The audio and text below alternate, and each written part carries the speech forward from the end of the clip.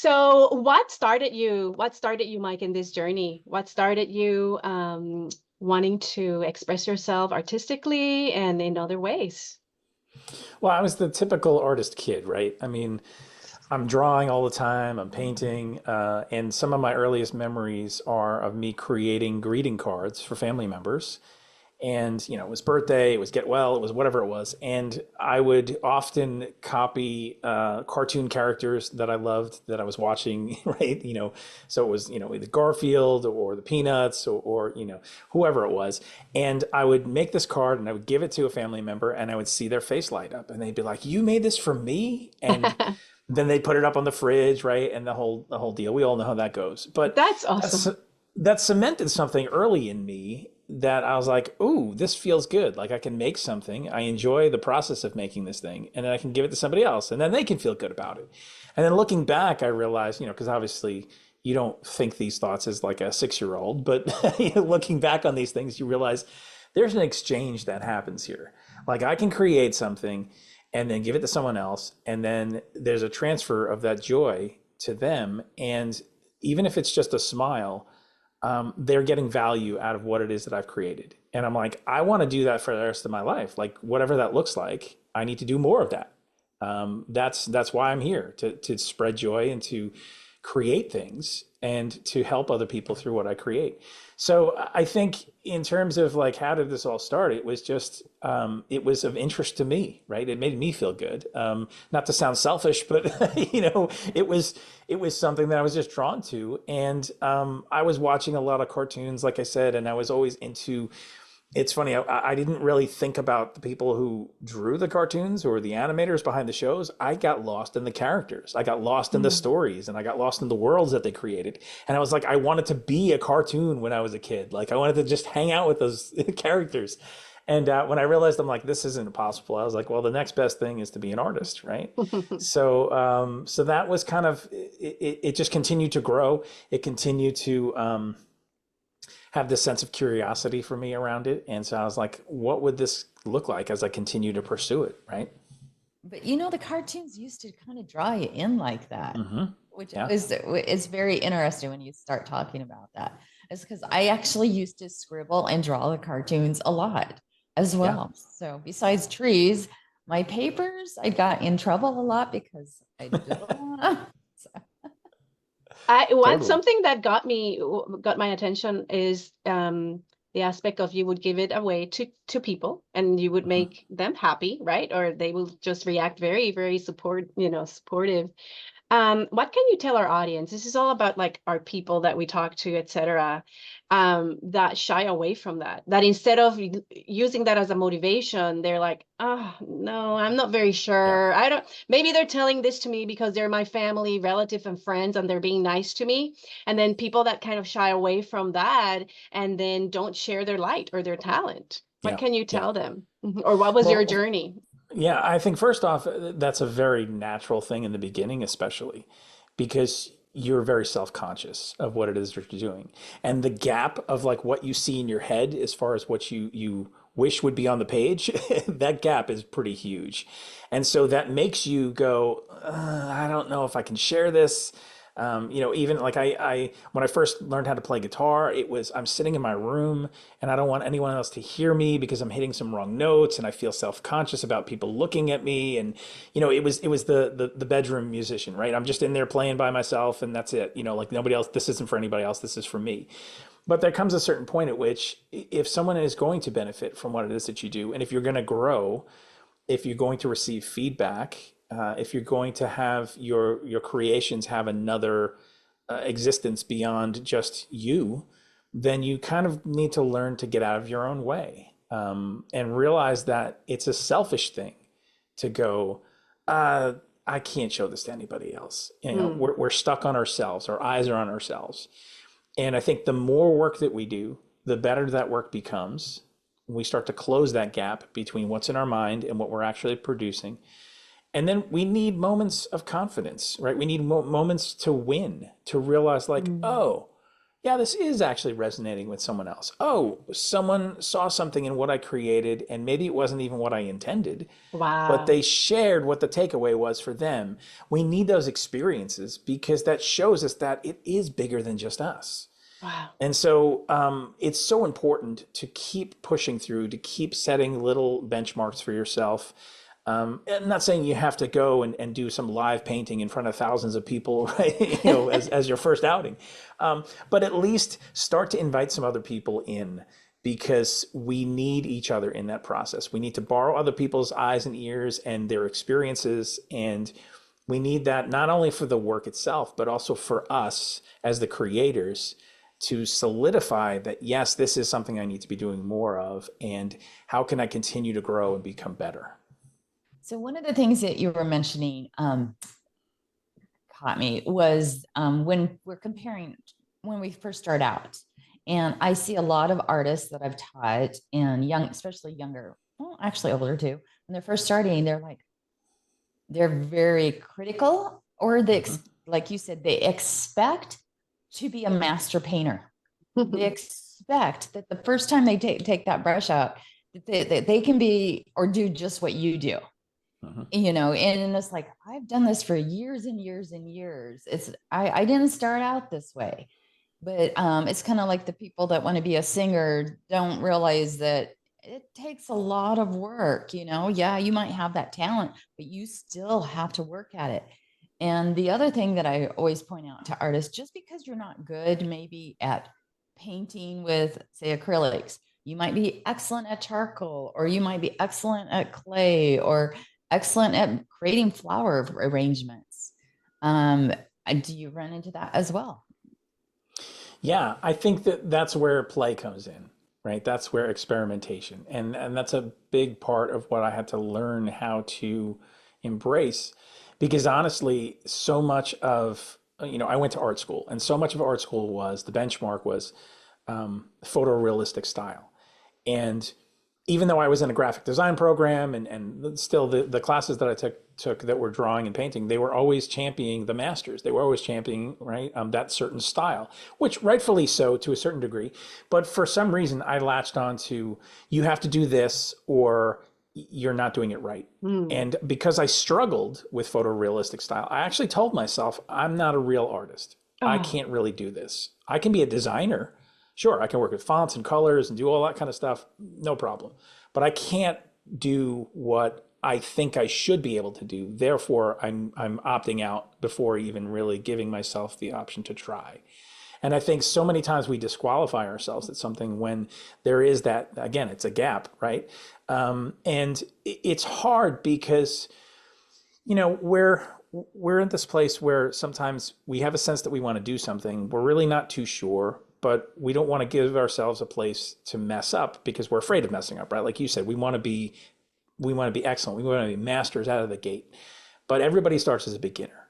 And so I think accepting and adopting that position and going, look, I'm going to try things. And some of those things I'm going to try are not going to work, but that's okay because I'm learning regardless. And I'm gathering data, I'm gathering experiences, and playing gives you an opportunity to go, I'm taking the pressure off. This doesn't, quote, matter as far as the results, so to speak. It's really more about the process of what's happening right now. And, when little kids are drawing or they're playing, like they're not thinking about, oh, well, I have to do this because I'm going to monetize it, or I have to do this because people are watching, or I have to do, like there's none of those things that we shackle ourselves with later on in life with. And so I think returning to that place of it doesn't matter. Like what happens right now, it doesn't really matter. All that matters is that I'm showing up in this way and experiencing the freedom of play so that maybe I learn something that can lead to a breakthrough or lead to something that becomes part of my process or lead to something that is a bridge to something else, right? We take one thing and another thing, we mash them up together and say, let's see what happens. I don't know, maybe something's going to explode, right? I don't know. Maybe I'm going to make a mess. I don't really know. Hey, but I had a tube of paint explode the other day. So. yeah. And So it's doing that, right? You're saying that it makes me think of the story of chocolate chips. If you research it, it was an accident. Kellogg's Frosted Flakes. I don't know if that accident should have ever happened, but anyways, in my opinion, but people enjoy that cereal and things like that. So many things were accidents, quote unquote, right? And they are a hit nowadays. And I just love that. I love the fact that you were saying it because of you and how you can improve yourselves. We're not masters from the very beginning, right? Like Tammy said, but it's about showing up. And it's very interesting how also you said something about learning, or you have been taught a specific way or a specific style and things like that. And then you um, perceived as you were not good enough in that, because that's probably not your style. I love the fact that, however, you tap into your own creativity and allow yourself to express yourself in a different way with the knowledge you were given, right? That knowledge and that foundation probably helped you, but then you tapped into your own way. So that is the definition of creativity, I guess. So one of the Yeah. things that I noticed, because I've worked with children that were very, very abused and stuff. And what I noticed is they were so afraid to just paint the background or a sky. And it was interesting. And it was because of the abuse that had gone on in their home. But once I got them past that and showed them my mistakes and how many times I can change a sky, right? They relaxed, and it actually helped them in their regular schoolwork and in everything else they did in life, because they realized they could just have fun and relax. And it didn't matter if it was perfect or not, Yeah. you know? So it's interesting. Yeah. You mentioned about just kind of pushing through some trauma things, and part of me coming back to, right, because what happened basically for me in my story a little bit is I went to art school, went into graphic design, was in the field, uh, eventually burned out because of feeling like part of the machine of churning out work and then not really enjoying what I was doing, and I was on to the next project already. And so I walked away from my creativity for about 10 years, and didn't even do things personally. And that ushered in a different sense of obstacle to deal with, because then I was suffering from depression, didn't even realize it. But that depression was actually the thing that brought me back to my art. And it was this voice inside of me saying, at one time you were that kid who did this because you enjoyed it, right? It brought you joy to create something. Mm. That, like, forget about career, forget about like all the things that I've made it. Can I get back to that simple seed? And to be honest with you, I was like, I don't know. I don't know if that's possible, especially in the midst of suffering depression, trying to get help. And there was a lot of loss in this particular season where I had to leave a job. I had to sell a home. My father passed from cancer. So there's just a lot of like loss after loss after loss. And it was kind of in that rock bottom moment where I'm asking those questions, and got turned on to this idea of a 365-day art making journey that someone told me about. And it scared me to Mm. death, honestly, because I was like, I haven't shown up for the past 10 years. I don't know Oh. if I could show up for the next year every single day and do something like, but the thing about rock bottom is you start to feel like, well, what else do I have to lose? Right. And Mm. so you're more willing to try some things that maybe don't feel as risky. And so I set out to go, okay, I'm going to do this. I'm going to see what happens. And it was some of my experimentation and play came because I didn't really know what I wanted this to look like. I didn't really have a specific agenda, and I just knew I needed to be doing something. And so I gave myself little projects, right? I strung together, 7 days of doing floral, patterns and things, or 7 days of pets, 30 days of faces. Um, the more that I looked into this and going, what happens if I use this material instead of that? What happens if I just gave myself projects. And so Mm. that was my place to play and explore and to dive in. And the more that I did that, the more I started to feel a sense of this creativity coming back to me, this sense of enjoyment, and getting some clarity, and getting actually to know, oh, my style is really more vibrant and messy. Like, it's not the photorealistic, perfect proportions, all that stuff that I had been so drilled into. It's really, no, be a mess, be free in that mess. And the more that you embrace that, the more you'll be you and stop trying to copy somebody else. And so with that came a tremendous sense of freedom and then Mm. growth. And then I realized, like, this stuff isn't just for me, it is for other people. Like, not just the work I'm producing, but actually this journey and this process that's at work. So much of that stuff was tied into this journey of coming out of depression, of dealing with this sense of, I used to know what creativity looked like, and then it kind of just went away. And now I'm coming back to it and going, what can this look like? What do I want this to look like? Right. Well, you found your style. And that's one of the things I encourage even in my book is to find your own style. It's great, like you said, to kind of copy just to learn something, to look at something and kind of figure out how they did something, but you've got to create your own style. That's how and that's how you have fun and stand out. Because when all you're doing is copying, or what's funny is when you said, "Hey, I got so tired because I was constantly putting it out there." It's like my degree's in fashion designing, and I love designing dresses because it's artistic, right?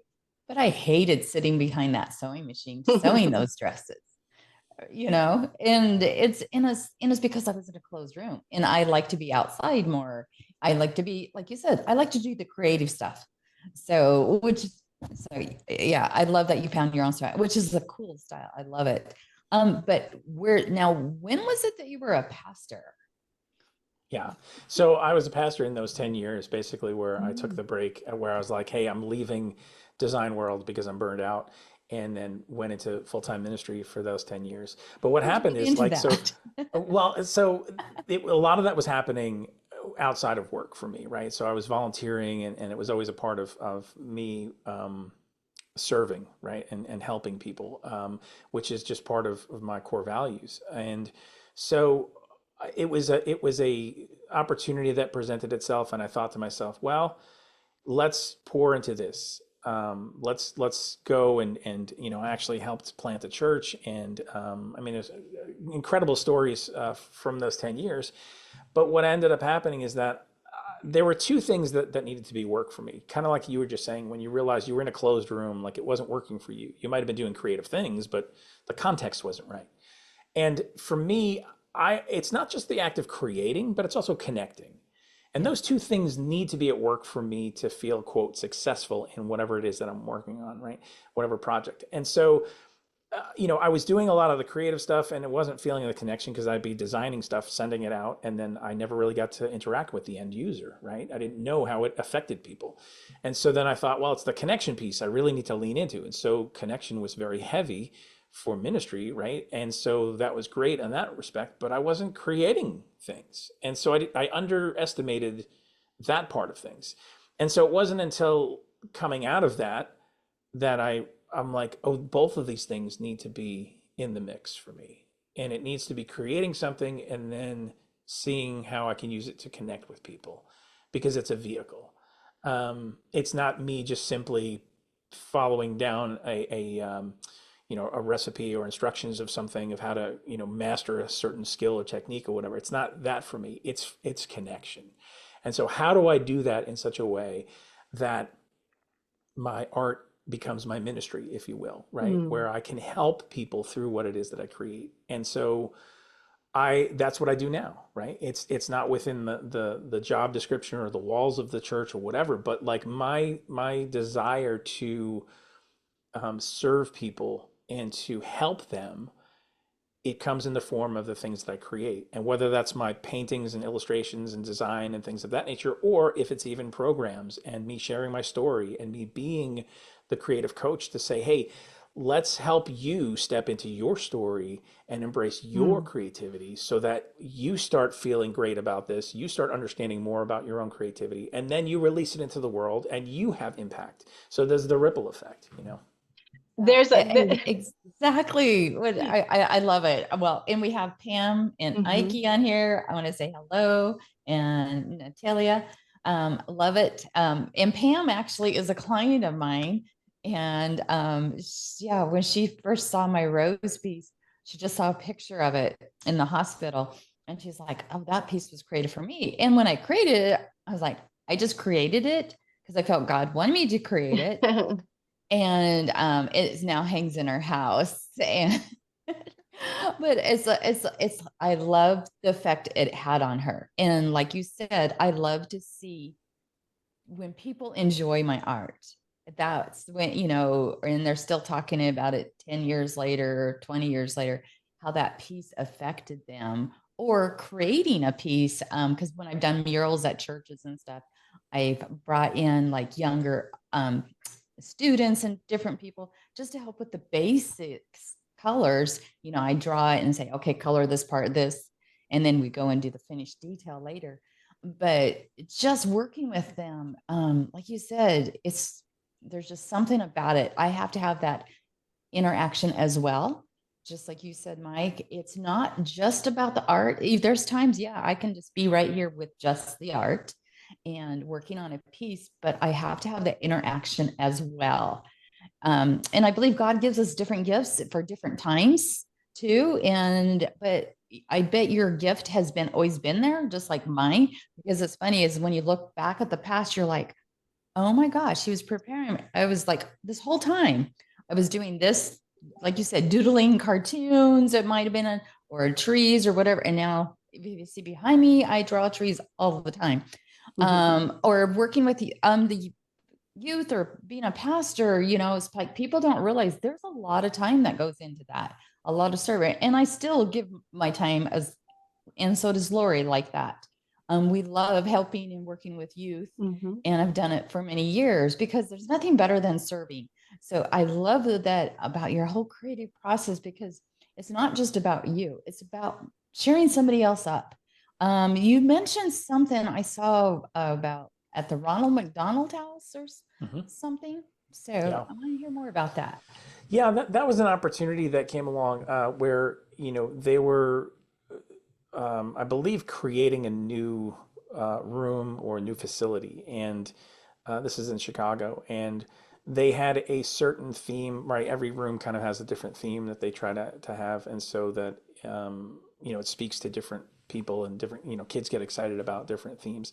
And so this one theme was around like service people, like EMT, fire police. And so I had done a series where I called it Pets in Uniform. And so I was doing a lot of pet portraits in this period. And this series that came to me, I was thinking to myself, like, how interesting would it be if you know, you had these pets, these certain breeds that you kind of aligned with certain jobs that had uniforms, right? And so there was the you know, the shepherd, a German shepherd that was a policeman, right? And so he had the outfit and the hat.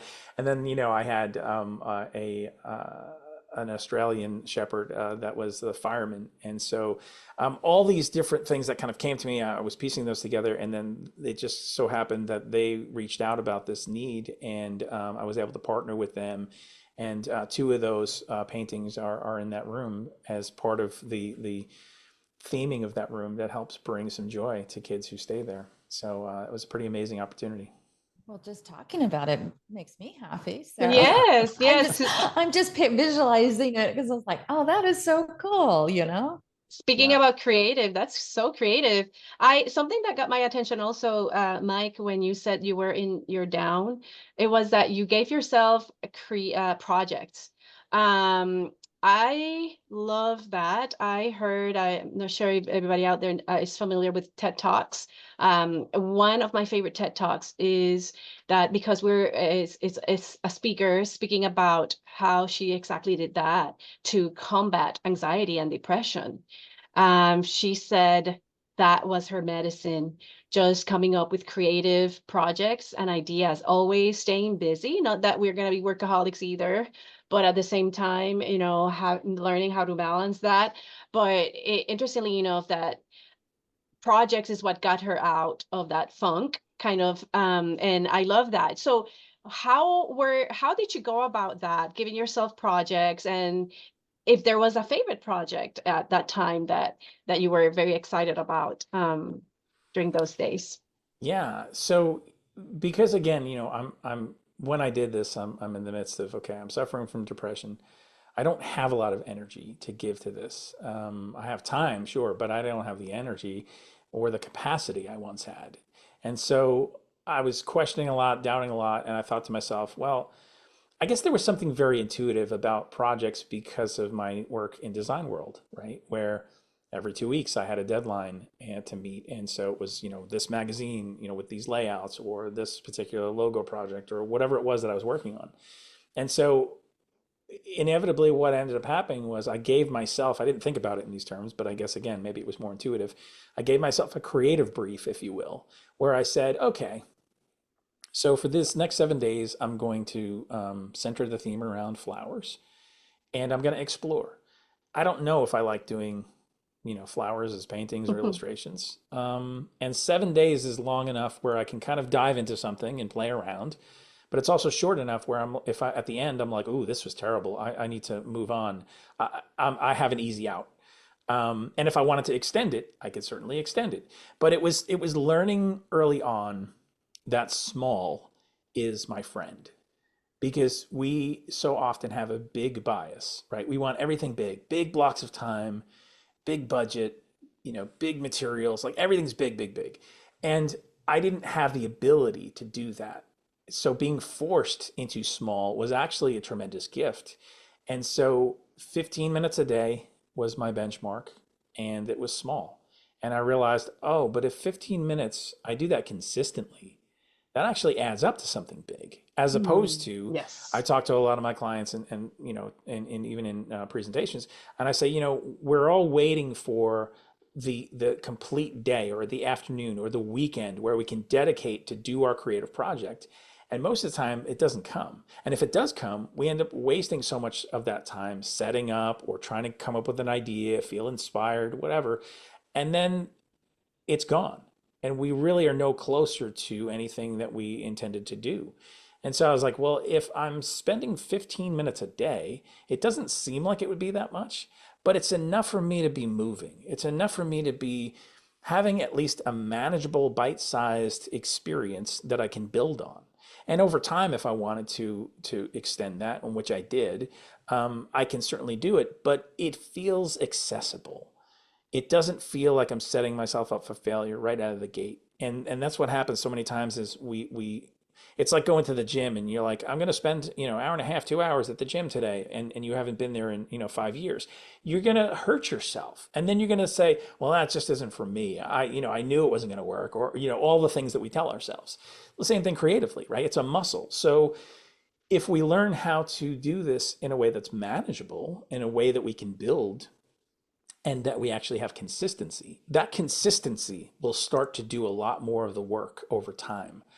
And that's something I think a lot of people have not really experienced the benefits of. And so they're not really convinced of that. So that's kind of the beginning stages of me getting into what does a project look like and why are we doing these things? And So it's I really want to know a more little bit than more the about work. this project. Did Yeah. you just use colored pencil? Did you use pastels, watercolor? What did you use? Well, in the beginning, I swore off anything digital because it was too close to work, right? So I was doing design on a computer, so I was like, I'm not using my iPad at all, and I needed to get my hands dirty. So I was doing a lot of watercolors, colored pencils, and honestly, sometimes I would just throw a bunch of things on the table and say, okay, pick something up and just start working on it.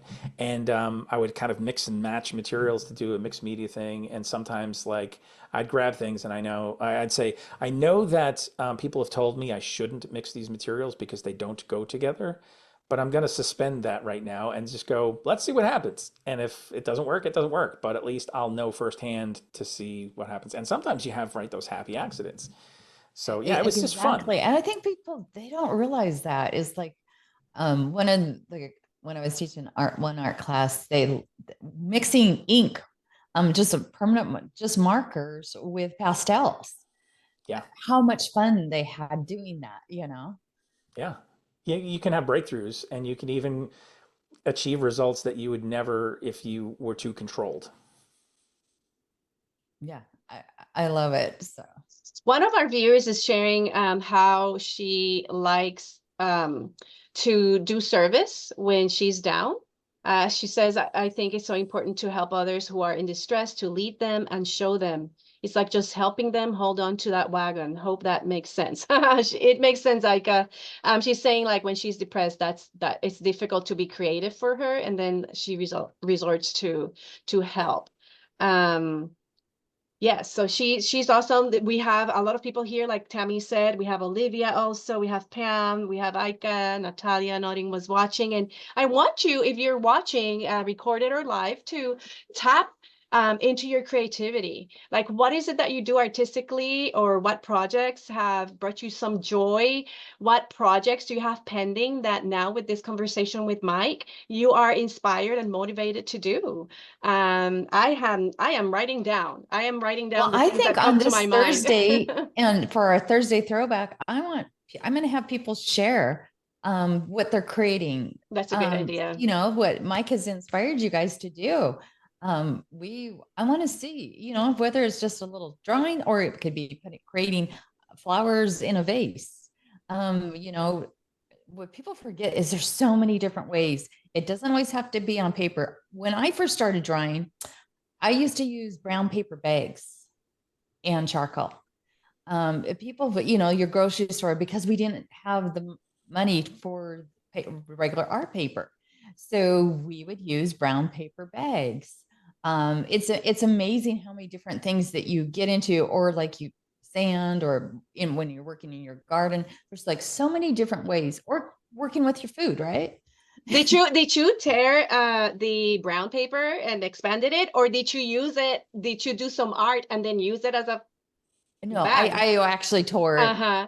Yeah, Oh, because the thing is, in our day camp we had with children in our congregation church, we had them draw pictures and write Bible verses and things like that in brown paper bags for the charity to take back and pack some lunches for them. So either way awesome. works, right? That's great. That is being resourceful too, and super creative, Tammy. When you don't have something, instead of thinking of what you don't have, you just make do with what you do have. So that's great. Mike, you have inspired me so much today. Like the thing I'm going to rewatch this. I'm going to listen to your words because I really appreciate your journey of self-discovery, your journey of how others that in good faith supported you and encouraged you to continue, and how you took that very well to develop your talents is amazing. And then, of course, there's opposition in everything. And you fell into those years. Did you say 10 years of depression? Yeah. Yeah. Well, it wasn't 10 years of depression complete. It was 10 years where I walked away from my art. I'd say it was Mm, really maybe, 3 or 4 or so that were really depression creeping into a major right. degree. And you said something about burned out. What was that? What led you to the depression? Like burnout because you were overworked? Because what was happening? Why the burned out? I'm so curious. Yeah, the burnout really had more to do with the pace and the churn of my creation process when Mm, I was in design before I left things for 10 years. Because there's, I think, a couple of reasons. One, it was the sense of always creating something, always looking to the next instead of being able to sit in the now, right? It's something I talk a mm, lot about because when we sit in the now, we have the ability to look back and go, okay, here's what I just did, and realize there was growth, there was progress that was made. And we all want to know that what we're doing is making a difference, and that there is progress so we can continue to do that. And I think when you're in a place where you're always churning, you're always looking to the next. And so it's the next thing, next thing. And you're on this hamster wheel where you're going to burn out because you can't sustain the pace. Plus, even if you could sustain the pace of actually creating something, something inside of you breaks because you're not able to appreciate what you're doing anymore. You're not able to see the value. You kind mm, of lose purpose of what it is that you're doing and connection with yourself. And so I think, having rhythms that are more healthy help us to focus when we need to focus and churn things out and crank when we need to, but then also have moments where we're like, I'm going to sit in the now. I'm going to be fully mm. present actually where I am. I'm going to reflect. I'm going to be at peace right now. And I'm going to think about, what just happened. And I'm going to think about a little bit of, what comes next, and dream and think about my vision, all those things. And you can't do that when you're in a place where you're burned out because you just want to burn it all down and walk away and that's what I ended up doing, you know? Fantastic. Wow. I can relate to that. So Yeah. one of the things that I have found is like if I'm starting to get like kind of burnt out on a certain thing that I'm working on, is I turn on inspiring music, Mm-hmm. or I go on an adventure for the day and have to take a day or two off, because otherwise it's just too much. And it's like I do create a lot of stuff on art on the internet here.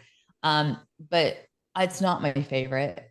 I like creating, but I don't like spending hours creating And on an internet. There's just something different about when it's by hand. You know, when you're using your hands to do stuff. So it's totally different. And stepping away is such a great idea. I mean, it's just to enjoy, to refocus, to recalibrate. And of course, that's what Tammy and I design. This is, we design these adventures, signature adventures, retreats, connection experiences for you to do that. So I think that is very important. Mike, time goes by super fast when we're having fun, and we just appreciate. Do you want to tell us a little bit about your pictures on the bag? I think, is it Robert Downey Jr. or Yep. I don't I love recognize them. the They're other so one. The other Jeff one. Goldblum. Okay, okay. Tell us about that. What was your experience in creating those? Yeah, so those were me playing and experimenting, right? It was me going, I love to do a lot of pop culture themed work and, you know, having to do with movies and actors and, you know, so forth. And I was experimenting with this, you know, calling it color block kind of thing, where I'm like, it's a patchwork, it's very vibrant. And so I said, well, what would happen if I took that and kind of overlaid it onto these portraits that I really enjoy doing? And so I did a whole series of these where, you know, they're represented in this vibrant, kind of messy, sketchy type of way. And I had a lot of fun creating them, and they certainly have garnered a lot of attention. So I'm thankful for that. Do you know They if look like fun pieces. if each Yeah. of them know that you put these out? Like, You know, I don't know. And I always say whenever I have the opportunity, I'm like, hey, if you have access to them, if you know them, do you by all means, follow share them them. on their social media? Do you follow Yeah, them? I do. I mean, but a lot of times too, you're not sure if it's their assistant or social Yeah. media Right. manager Yeah. who's Because a working lot of something. people, it's So, amazing. They Or have their clone assistants. accounts? They might want to see it, but their Mhm. assistants right. goes and like, nah. And, Yeah. or they think you're fake or you're using somebody else's. Yeah. Yeah. I understand. I It's harder encourage you than, to pursue it though. It's worth it.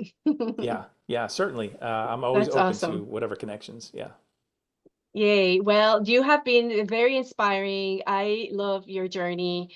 You've talked a lot about creativity, painting, creations, and your art. How about nature? Do you have experiences in nature that you also apply to your Yeah. art? It's not a direct necessarily. I mean, although there have been times when I've been inspired by landscapes and certain scenes, and I've created art around that. Typically, my art has to do with people, right? It's portraits, it's a lot of that kind of stuff. But there have been times certainly where that's where I go to decompress.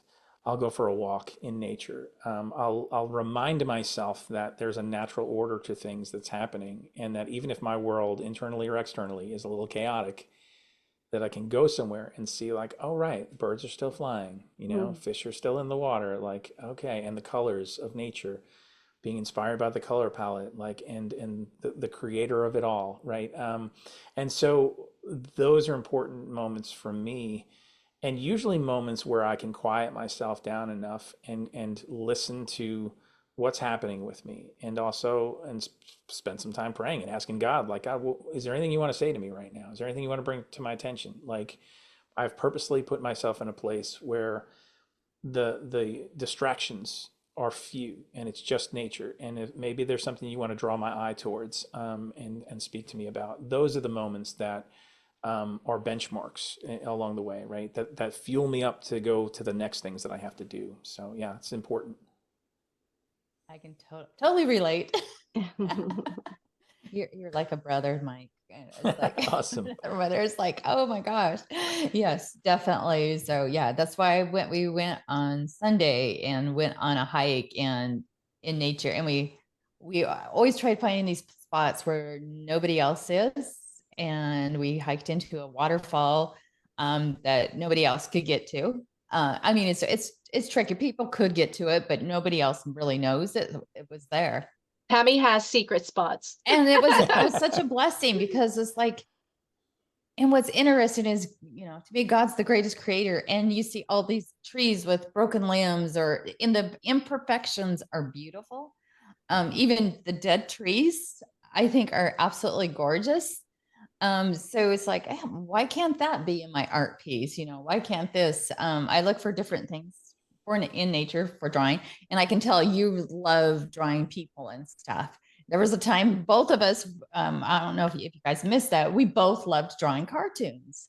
And then I went into fashion design, and even though I had started with trees, but it's like that combination, you find what you like and what you enjoy, because there's always a place for everything, which is great. And to Pam, who wants to be inspired, Pam, you need to join us on September 14th. If you guys are looking for ways, especially if you're in the area, to be inspired to move on your projects, Yeah, creating, join us. I wish Mike was a little bit closer. Mike, you're welcome to fly in. yes. But yeah, it would be great to have Mike here. We'll have to do something together. That'd be awesome. Absolutely. Awesome. It crossed my mind. It crossed my mind. That's wonderful. Wonderful. So Pam, she's saying that she needs to write her book, and there's all these forces and getting in the way of her to do that. And I'm like, no, like Mike said, 60 minutes. Well, for you, Pam, you can start with 15 minutes a day. You imagine that, how many times, even if it's just business days, it accrues, it accumulates, and 15 minutes a day is time 5. How much more you have at the end of this week versus when you haven't. So, I mean, it can be 10 minutes, it can be 5 minutes. You can talk it into your recording app in your cell phone. Okay, as you are doing other things or walking around. I was gonna say safely when you're in a car, if you're not driving, you can record. That's how a good friend of mine, David Patterson, wrote his book. He dictated that's how Dean Graziosi, which is Tony Robbins, right hand or best friend or whatever, has written a lot of books recording it. So the sky's the limit, guys. Let's just be creative. Yes, go ahead, Mike. If I can interject for a minute, so you mentioned earlier my book, Make Fun a Habit, right? I wrote that actually the same way. I was out walking on nature trails and in the park and getting exercise in, and I was dictating a lot of stuff into my phone in the notes section. Yes. And then later on, I would go in and kind of, rework that a little bit and edit it, whatever I had to do. But I realized that, again, if you break it down into small, manageable sizes, it's not the book, but rather, okay, today I'm going to focus on maybe writing a couple of pages or sharing this particular story that's going to go in this chapter. And so when you start to break things down and kind of reverse engineer a little bit, it's much more manageable. And then at least you have things out to work with. And if you need to spend time editing and shaping it, that's another part of the process. But you're at least engaging with getting this out of inside of you, out into the world, and then it's much easier to feel like you can have a sense of completion and forward motion of it. Yeah. Absolutely. I actually, to write my book, part of the chapters, I went and voice recorded down in my garden where I was away from anybody, so I could just sit there and think. So if something came up, if I wanted to write a certain story, I wasn't being interrupted. And then, like you said, later on, you can put it on the computer and edit and stuff. So. And that extra effort, I mean, means a lot. And it shows that you're really, really the world, God, the universe, especially if you have been compelled by God or universe to do it. It's a call you have to respond to, right? And having that intention to start it is great. So Pam, having that intention to write your book is amazing. At the same time, it requires effort, because faith without works, right? It doesn't produce anything. So like Tammy said, recording into it in the garden, etc. In my situation, many of you know I have a huge family, very busy life. And what I did is go to bed a little bit later than normal or wake up earlier than normal. Also, let people know this is my new goal. This is what I'm, in your close-knit group that are going to be supportive. people that you know are going to hold you accountable and have the best interest in you, will kind of, hey, can you check on me, every so often to see about my progress in my project, and you can have Well, these people that have the best interest in you, in which that's why Tammy and I would love to be your accountability partners with our coaching programs. well, and the other thing that I found that I have to do in order to even do my art and stuff when I first started out was I scheduled and said I was in a meeting. I schedule out an hour, 2 hours, or half a day. I'm like, oh, I have a meeting at that time, because for some reason, my family and friends, they didn't understand that. If I said, hey, I'm working on an art project, they're like, oh, you're just playing, you're just having fun. They didn't realize that I was serious about You getting meant something it. done, that was my goal. So I had to schedule it as a meeting. So Wow, that's a Yeah. great principle right there. It's an appointment with yourself, right? It's an yes, appointment with and your. that's exactly what it is. A lot of times we Mhm, don't put ourselves as important, and so it wasn't just for them; it was for me as well. mhm. Because as long as I was scheduling it, it was saying, "Hey, you are important." It's kind of like Mike said. If we don't schedule in like even 15 minutes for exercising or to go on a walk or to sketch, you're never going to do it, and nothing. Actually, I get really aggravate when people just talk about what they're going to do and then never ever try doing it. Right, never do It's like, it. and so I try, and especially if it's myself saying that. So it's like, nope, I'm scheduling that in. Very good. Well, go there this week, guys. Be creators. Come up with projects. Be doers, and it will be great. Tammy said she's gonna like post it on Thursday for you to share with us. Something simple. Don't complicate it. Remember the trail of a 1,000-step journey starts with what? One One step. step at a So time. one step at So a time. now, Mike, did you have anything else you'd like to share? Make sure you guys follow Mike. He has a full website. I'd love to see even some of your pictures on our site, Mike. Yeah. They're amazing drawings. So Oh, thank you. Thank you. Yeah. Two things quickly. One, I would say it took me a long time to realize that because I had multiple creative expressions, right, that I was interested in, even within visual art, but outside of that as well, I always felt this sense of competing with myself, spinning the plates. If I paid attention to this thing, then this thing started to fall.